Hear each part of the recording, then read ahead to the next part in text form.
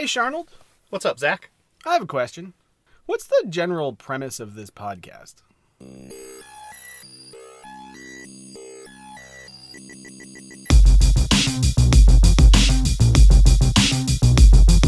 Warning, this podcast contains extreme spoilers from Avengers No Road Home, Cosmic Ghost Rider, and Punisher Kill Crew.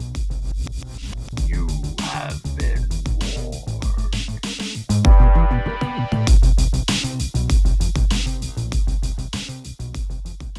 Hey, everybody. This is the Doombots podcast, our inaugural episode. I'm Zach. This is Searnold, my best friend and Marvel Comics expert. Hello. And today's question is... Since this is the first episode, shouldn't we introduce ourselves? I don't know. I mean, does anyone care about that? I'm Zach, you're Searnold. Well, but they should have some idea about, who we are before we just start talking about things on the internet. Sure, but I mean, we are just two random people on the internet with... we like comics, right? We went to grad school. We studied stuff. Sure, I guess we could brag about that like assholes if we want to, but I don't know. I got mine in movies, so Well, I studied comics in grad school.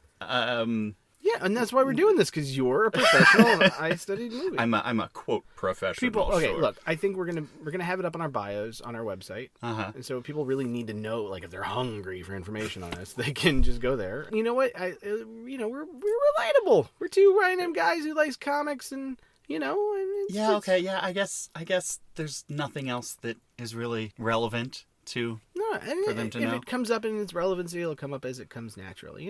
Okay, I guess just go ahead and start with today's question. Okay, yeah, we'll just edit this together. We'll just cut it with the thing. Okay, cool. Hey, Sean, what's the general premise of this podcast? What's our theme? What's our efforts? What are our ambitions? Our goals? Our hopes? That's like 5 questions. Okay, what's the podcast about?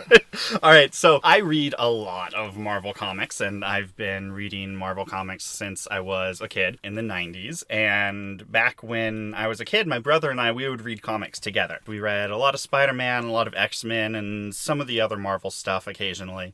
As time went on, eventually my brother stopped reading the comics for various reasons, most of them involving jobs and family. Yeah. But I have continued to read the comics. So every time that we get together, my brother always asks me, hey, what's the latest stuff going on in the Marvel Universe? Because you're brothers, I bet that's a really good impression. That's exactly what he sounds like. I imagine it would be, yeah. And so I figure there are a lot of other people like my brother who have a huge affinity for the Marvel comics and the Marvel characters, but don't necessarily have the ability to keep up with all 60 some odd comics that they publish every single month. That's so many. It really is a lot. That's so many. And so I thought we could do this podcast where I explain some of the stuff that's going on in Marvel Comics right now, as well as simultaneously providing some backstory and some context, not assuming that all of the listeners are familiar with all 80 years of Marvel continuity. Right, and I'm fairly familiar with a lot of Marvel properties and comics in general. I'm a big fan of indie comics. I love a lot of DC, Batman stuff. Marvel has always been something I've been interested in, but because of how long it is and how lengthy the history of it is, I've always felt very intimidated to try to dive into the current continuity of it. And this isn't going to be just a Marvel comic podcast, though. I think that's going to be our primary focus, as you're our expert. Sure, it should only take us maybe 3 or 4 episodes to explain all of Marvel, then we can start explaining some other comics properties as well. Sure, and by 3 or 4 episodes, you mean years. Oh, yeah, that's what I meant. That's what you meant. You meant years. There's so much. Marvel's been going along so long that basically it's like a daytime soap opera, but with powers. It's exactly like that. So you know what it is? It's like Once Upon a Time meets Passions with some guiding light thrown in. Sure, there was a Guiding Light Marvel Comics crossover. Yes, that was a real thing. That will be an episode for sure. And one of the things we want to do with the podcast... No, stop. What? I haven't seen it. Okay. I just know that it existed and that Jim McCann was part of it because he worked in both TV and definitely for Marvel going to have Comics. to explore that at length. Let's keep going. To kick things off, Hey, Searnold, What's up, Zach? I have a question. What's some of the weirdest shit that's happening right now? Okay. Because you said that, there's going to be some stuff that's super weird. And I was really like, I've seen weird shit in these comics. So I'd be real interested in seeing if you promised that you would surprise me with some weird shit. I think you will be surprised. And I think I won't, because being overconfident is a good way to be a foil in a straight man routine. So why don't you tell me some surprising shit happening in the Marvel Comics? All right, so the weirdest thing or most surprising thing that is happening right now in the Marvel Comics, you could pick up a comic today that has this in it. Conan the Barbarian is an Avenger. I'm sorry. Yes, that What? Conan the Barbarian. Well, I know there was a Conan comic at some point. Was it a Marvel comic? Yes, okay, so a little bit of history. It's not totally unprecedented for Marvel Comics and Conan Comics to cross over. Marvel started publishing Conan Comics in 1970, and they published a lot, something like 500 issues between then and the 90s. In the 90s, the comic the sales tapered off. And Really? Really, they did. I can't believe that. Yeah, who would have figured that in Yeah. the 90s, sales of a comic would taper off? Yeah. Especially, to be fair, Conan felt like a 90s comic. Like, did. from the beginning. Yeah. But yeah. So Marvel stopped publishing them. Dark Horse picked up the license for a while and did their own thing. And then just in this past year, Marvel bought the license back and has been publishing new Conan stories. And one of the stories that they have published involves Conan being brought from his past into the Marvel present and joining the Avengers. Wow. Okay. Couple theoreticals. Does this mean that at some future point Conan could appear in the MCU? And if so, would that then make him a Disney character? Well, right now, Marvel only has the rights to the comic book license. So Okay. getting the rights for the movies would be something entirely different. Got it. Yeah. And what does he do as an Avenger? Well, mostly he swings his sword around and gets angry and stabs things. So, Conan. Conan, yeah. I mean, he's very much himself. Got it. So I want to start with one of the first stories that Marvel published that was a crossover with their Conan comics. Okay. Which was Uncanny X-Men number 190 and 191. All right. This was published in 1984. That was the first time that they crossed. Technically, there was a single issue in 1979 where Spider-Man crossed with Red Sonja, but the first time that there was a big event crossover with the Conan universe was in 1984, 2 years after the movies had come out. Okay. And Man, Spider-Man... you got strike with the iron's hot. That's right. So what happens, the premise of the story is that this evil wizard named Kulan Gath turns all of Manhattan into a Conan sword and sorcery world. Spider-Man That sounds great. Yeah, actually there are a lot of cool transformations. Do you want to see what Professor Xavier got turned into? What he got turned into? Like Yeah, a when dragon or Kulan something? Gath turned everything into a sword and sorcery world, this is what Professor Xavier What became. the hell is that? Okay, I'm looking at something here that looks like it looks like a cross between Abe Sapien from the Hellboy series and I don't know, like the Green Martians from Princess of Mars and then the Quato creature from Total Recall coming out of its chest. It's like a blue multi-armed alien man. What the fuck is this thing? Yeah, so we'll put that image up on our website so that listeners can see that. But that's the sort of story that was being told in 1984. And Spider-Man makes a comment that I thought was hilarious because he mentions that all of New York has been turned into a giant-sized set from Conan the Barbarian. He says that in the comic book. And it has. It literally is. Kulan Gath is a sorcerer from Conan Barbarian. Hold on. So, the movie Conan the Barbarian exists in the same universe as Conan the Barbarian in the crossover with Marvel. That's correct. Oh, I don't like that at all. That bothers me. You know, Marvel Comics also exist in the Marvel Comics world. most of the creators Yeah. from Marvel Comics have at one time or another appeared in the Marvel Comics version of Marvel Comics, where Marvel Comics creates true biographical stories about the superheroes thing from of Logan their world. comes in when Yes. he's looking at the comics and he says that's not really how it happened. Yes, it's just So like there's precedent for that meta referential aspect in the comics. Yeah.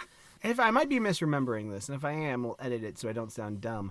But it reminds me of a movie called Action Jackson with Carl Weathers. You ever seen that movie? I have not. Well, he plays a cop. And in the movie, he watches a scene from Rocky where Carl Weathers is in it. Yeah. And, like, no one's like, hey, Action? Carl Weathers, actor from the movie Rocky, sure looks a lot like you. Yeah. Why would they play that in this movie? Just for the jokes. It just adds, like, weird layers to it. All right, okay. Weird Layers is what... Weird Layers should have been the name of this podcast, Yeah. to be fair. All right, so in the modern era, the story that brought Conan into the present Marvel Comics was called Avengers No Road Home. And it was a big 10-issue story arc where the Greek goddess of night, Nyx, she has been for thousands and thousands of years captured by Zeus so that she couldn't go out and be evil. And the spell that kept her caught said that she would be imprisoned until the sun was parted from the earth. For a reference, we're just going to skip over that Zeus exists. Oh yeah, like Thor. But Thor's an alien from... You know what? Just keep going. This story will also prominently feature Hercules, who has been an Avenger for a long time. Mm-hmm. Lots of crossovers, lots of layers. So anyways, right before No Road Home, there was... Dracula a Marvel character? Dracula is absolutely a Marvel character, yeah. All so is right. Van Helsing. So is King Arthur. We gotta... Okay, hold on. That's another episode, I know. Zach. That's Okay, a different episode. You're right. Okay, keep going. All right, so the So big... Zeus is trying to trap the goddess Night? Well, he already had, but then the arc before this is going to sound very strange. It's going to sound strange. It is. All right.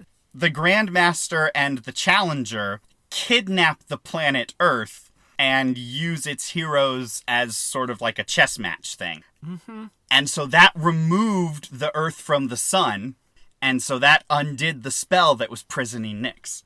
So now the Goddess of Night is out, and she's evil and she's bad. Sounds like the same logic that is used in Greek mythology stories, so it's not too unheard of, I guess. Yeah. Okay, so anyway, where are we now? So Nyx is now looking for 3 shards that will give her her full power back. So there's lots of fights and searching and that sort of stuff. Shards of what?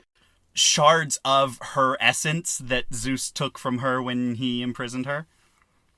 Okay. Keep going. What? You've got this look on your face like No, shards I don't of have a her look. essence is the weirdest thing you've heard today. It's not among the top 10. It's all good. They're Horcruxes. They are. Okay, got it. So, Scarlet Witch gets her hands on one of them, but Nyx is hot on her tail, so a character named Voyager, who can make portals, opens a portal for Scarlet Witch to escape through, and that portal goes to the Hyborian Age, where she promptly meets Conan the Barbarian. So, more adventures, not really important. Wait, Nyx meets Conan or Scarlet Witch meets Scarlet Conan? Witch meets Conan. Got it, okay. And the two of them, the shard then immediately gets stolen from Scarlet Witch, and so she and Conan have to team up So to the go shard find of these her essence thieves. is an actual physical thing. Yes, it is. Okay. So they go on an adventure together, and then Nyx finds them and comes back to the past, and they fight, and they lose, and so Conan's like, I want vengeance! And so he comes with Scarlet Witch back to the present to fight Nyx. Okay. You want to hear about how they beat her? Because it's a lot of fun. Okay, so the third shard of her essence is hidden away in a mysterious house. I know, that's just weird. Just a old man Jensen's weird ass house down the street. I hear it's got a shard of a night lady. What? So they're on a planet called Euphoria that's really far away from Earth. Right, which is full of sparkly teen drug addicts. Yeah, exactly. Have you seen that show? I have, yeah. It's Really? lovely. Okay. Interesting. I didn't know that was a crossover with Marvel Comics. That's really cool. Oh, yeah. Marvel crosses over with everything. Oh, I can tell. So they're on Euphoria, and she's using her night powers to make it super dark, but there's this one house that somehow has light shining out of it. And What a weird house. yeah, well, so she goes into the house, and it turns out that the house is on Long Island. So now they've all been teleported back to Earth. So it's like a portal house. Yeah. And inside this house Yeah. is the essence of light and creation. So Vision is the only one who manages to get into the house. And a lot of what this story has been about is Vision wrestling with his mortality. His systems are starting to break down, and he's been saying that the fact that he's going to die makes him feel more human. He's a robot. Yeah. Inside the house of imagination and light, he realizes that it is creativity that makes us human. And he is able to use the light of creativity to snuff out Nyx's darkness. Okay. I like the metaphor there. Yeah, it works pretty well. Yeah. And so this house is called the House of Ideas, which is one of the terms for the Marvel Comics bullpen. That's cool. Yeah. I like that. That's really So great. there's an interesting meta reference Yeah. going on there. That's pretty clever. So anyways, the Avengers win. Yeah. And now Conan is He's an here Avenger. in the present. Now, why Voyager, the girl who opens portals, didn't just open a portal and send him back home, no one knows. Maybe he doesn't want to go back home. Maybe. We don't see that They conversation. didn't have the internet in the Hyborian age. That's true. And, Conan would hate the internet. He would say, this is sorcery and this is bad and I smash it with my sword. I disagree. I think if he could find affordable wenches at convenient times, I could totally see a story of Conan just becoming like a Twitter addict. Yeah, if he could learn how to type. Yeah. He's I'm got he pretty could. big fingers. I mean, they make keyboards for giants, I'm sure. That's true. Especially in the Marvel Universe. If they can make a portal that goes back to the Hyborian age, they can make a slightly larger keyboard. I guess, Zach. Okay, so that's weird. But Okay, that has to be the weirdest thing that you've got on your list, right? No, actually, that is just the beginning. So let's talk about a character named Cosmic Ghost Rider. Okay. Let's start with the premise of being familiar with the Ghost Rider character from the Nicolas Cage movies. He's the flaming skull guy that rides a bicycle. Sure. Okay. Rides a motorcycle. It's a lot less scary. It's a lot If he's less just scary. pedaling on a bike. Yeah. That's Kid Ghost Rider. Oh, God. Is that a thing? It's not a thing. How is I that made not that a up. thing? It's going to be a thing now. It has to be a thing. Yeah, because that's kind of hilarious. Okay. So, Thanos number 13 is a comic that came out about a year ago or so. Okay. And it starts with Cosmic Ghost Rider shows up and he defeats Thanos in a battle, which is like a big deal. That shows how he's very powerful just to beat Thanos. Sure. And he grabs Thanos and he takes Thanos to the future, to the end of time. Because at the end of time, everyone is dead except Thanos.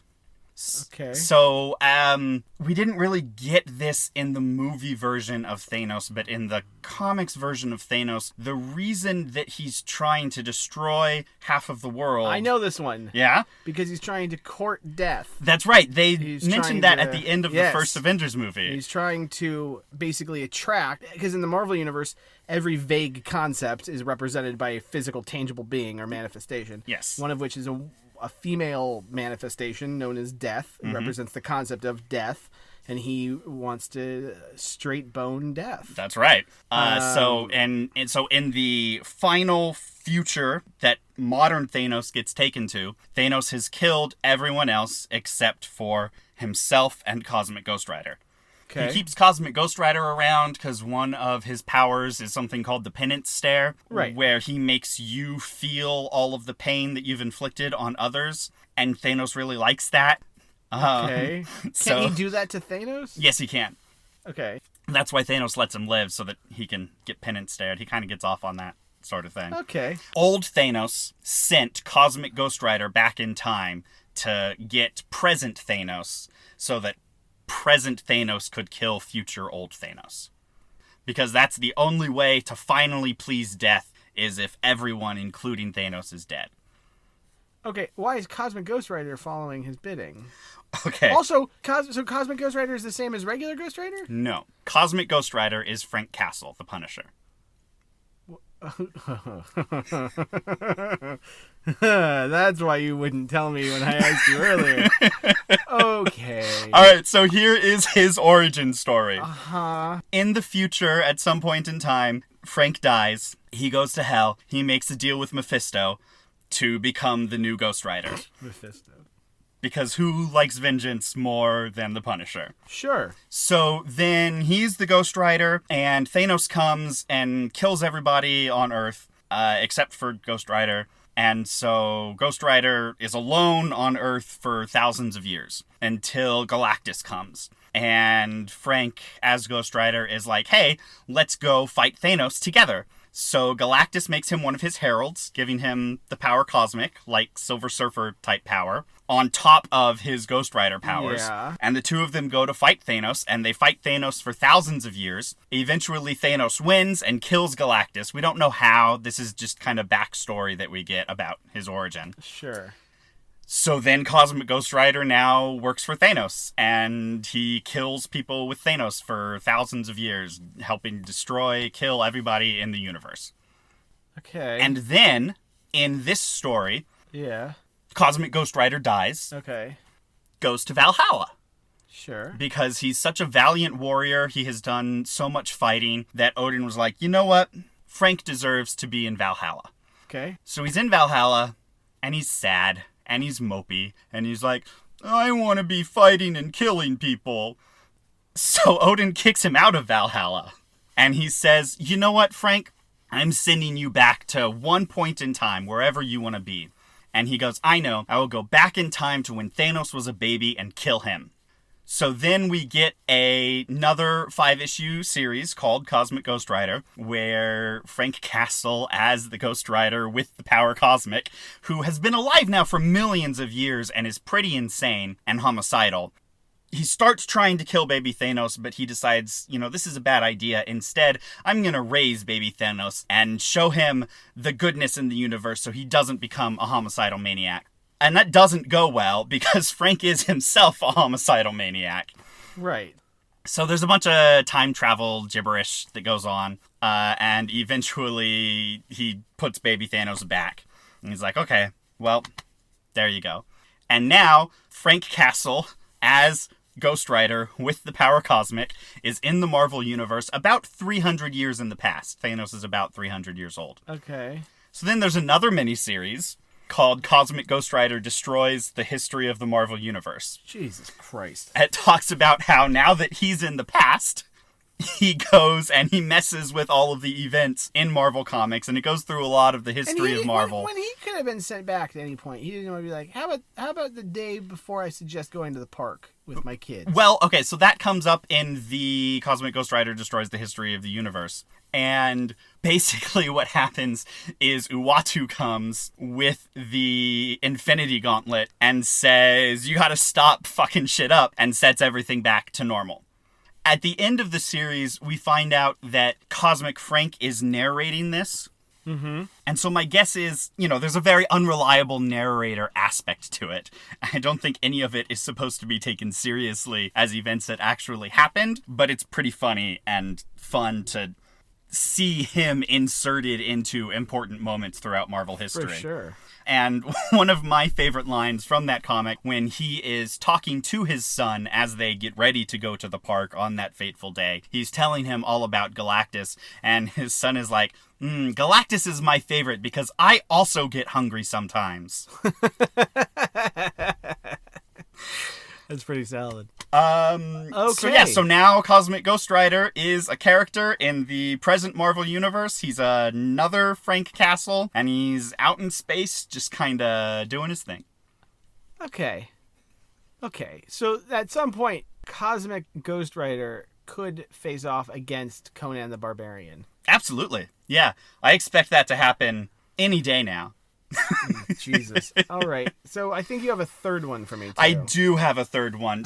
This one is not one that adds a new character to the universe. Sure. But it was just some crazy, wacky, bizarre shit that I thought was incredibly amusing and I wanted to bring up. All right. So, just to give you some backstory. Of course. There was recently a crossover called War of the Realms. Okay. Where all of Thor's bad guys, like the Frost Giants and the Dark Elves and whatnot, invaded Doctor Earth. Who. It's a stupid Thor Dark World joke. Anyway, keep going. I get it. It's hilarious. Thank you very much. I appreciate that. And so that was a big deal. Yeah.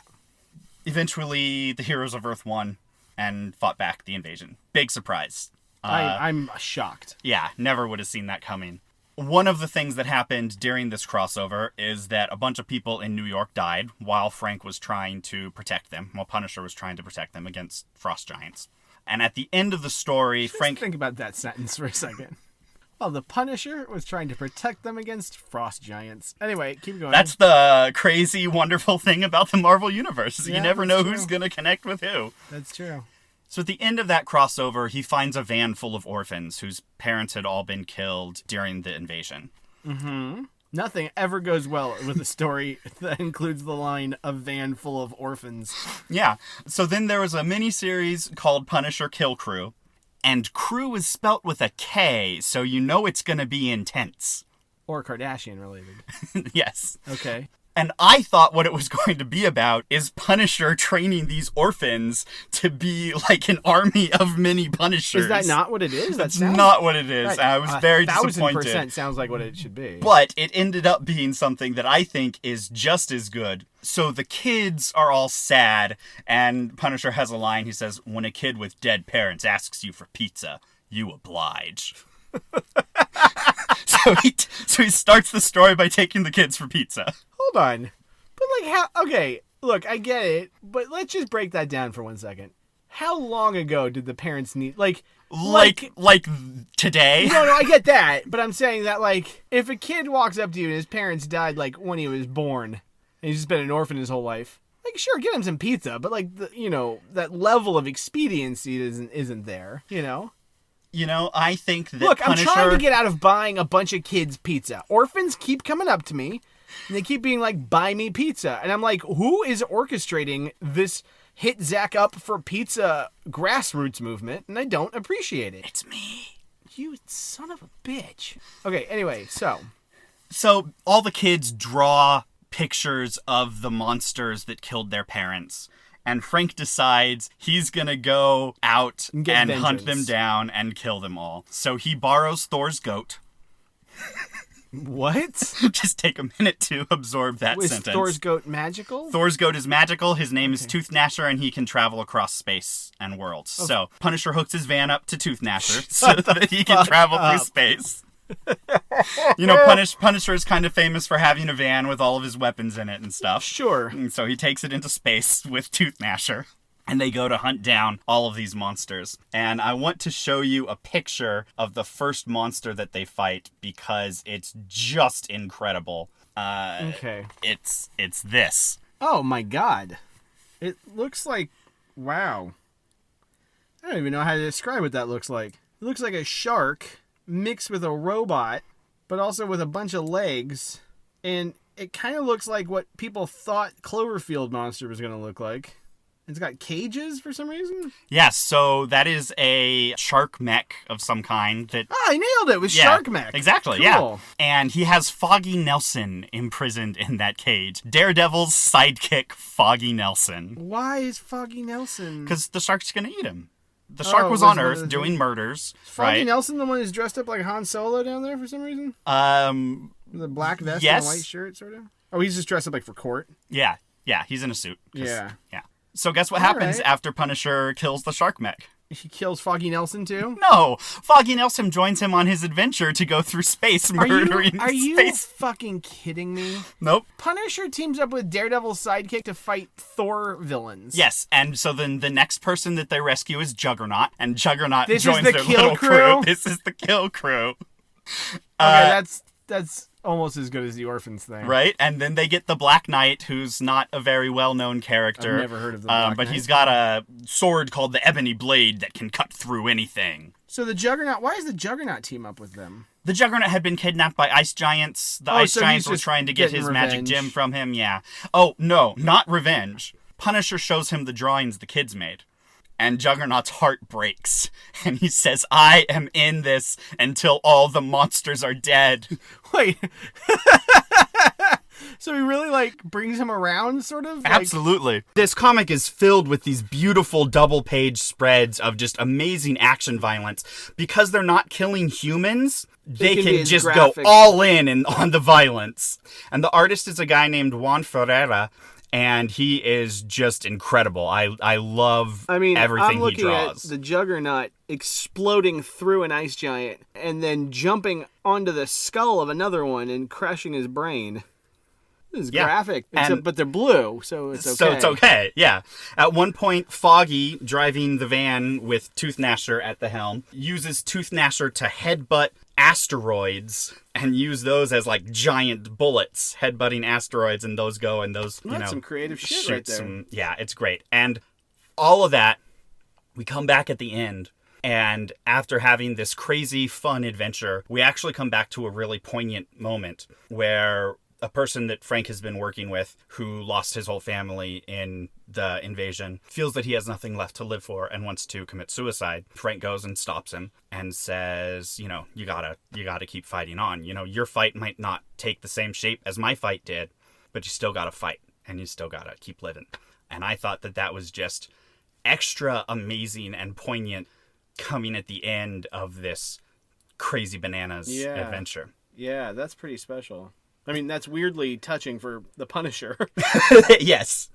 All right. So that was that. That's some of the crazy shit going on in Marvel Comics right now. Wow, well, thanks. Well, I think now what we'd like to do is, and I think this is going to become sort of a staple of our podcast, is we're going to do a thing called Wheel of Segments. We're going to spin a big wheel, and it's not actually that big. No, it's really not. It's a regular sized wheel. As the budget goes up, the wheel will get bigger. I like that. We won't add more segments. We'll just have bigger signs for each segment. And we're going to spin it, and we're going to see what segment we land on. And so let's give it a spin. Okay, it looks like we are on 2 truths and a lie. Oh, goody. So that's where Searnold's going to basically tell me 3 statements, 2 of which are true, and 1 that is not true. And I'm going to give you guys a prediction. I'm not going to get this, because all of these things sound like they're untrue that we've listened to so far today. I actually have had some trouble coming up with a lie that sounded as bonkers as the 2 true things. Okay. All right, so here we go. Okay, number 1. One of the most critically acclaimed Thor runs is about Thor turning into a frog. Okay. Number 2. Captain America and She-Hulk have both been members of the Fantastic Four. Okay. Number 3. Cyclops' brother used to be king of an intergalactic space empire. What? Havoc? Or a different Cyclops' other brother. Who was Cyclops' other brother? What was his name? Okay.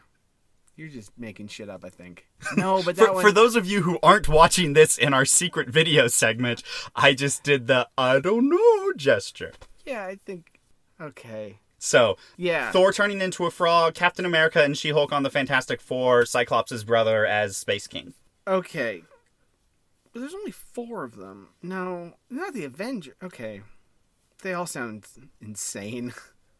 That's the fun of Marvel Comics. I'm going to say the fake one is Thor turning into a frog. God damn it. Okay, then I'm going to say the fake one is the Space Empire. Are you kidding me? So, I should have known it because I said there can only 4 of them. Yeah. So She-Hulk was a member of the Fantastic Four for a while. Okay. Thing lost his powers, and so she joined the team. Okay. There have actually been a slew of different people who have taken the spots when one of the main members have left for whatever reason, but Captain America was never one of them. Okay, well, thank you, Searnold. I think that about answers all of today's questions, and obviously brings up just so many more questions. But we'll have to wait for another episode to get to those. Yeah, and if you guys have any questions about what we talked about today, you want us to explain something further, then you can reach us at DoombotspOd on Twitter or Facebook or Gmail or all the other internet places. Yeah. Or if you liked our discussion today, you can also go to doombotspod.com and subscribe to our blog. You'll see the visuals we talked about today and the related content like the articles, with listicles and stuff. Yeah, I'm going to post a write-up about that Guiding Light crossover. Which is just insane. And also post some of those pictures of that weird alien monster that Professor Xavier got turned into. Oh, and Juggernaut jumping on the dude's head. Absolutely. And everything. I'm also going to write up a great thing on Marvel, the weirdest Marvel crossovers that we got. So we'll have all that and a lot more up on our site, and we'll be back next week. Where I am going to explain how a mask made by wizards back in King Arthur times is going to help the Marvel heroes fight off an invasion of trees. What the All right. Well, all right.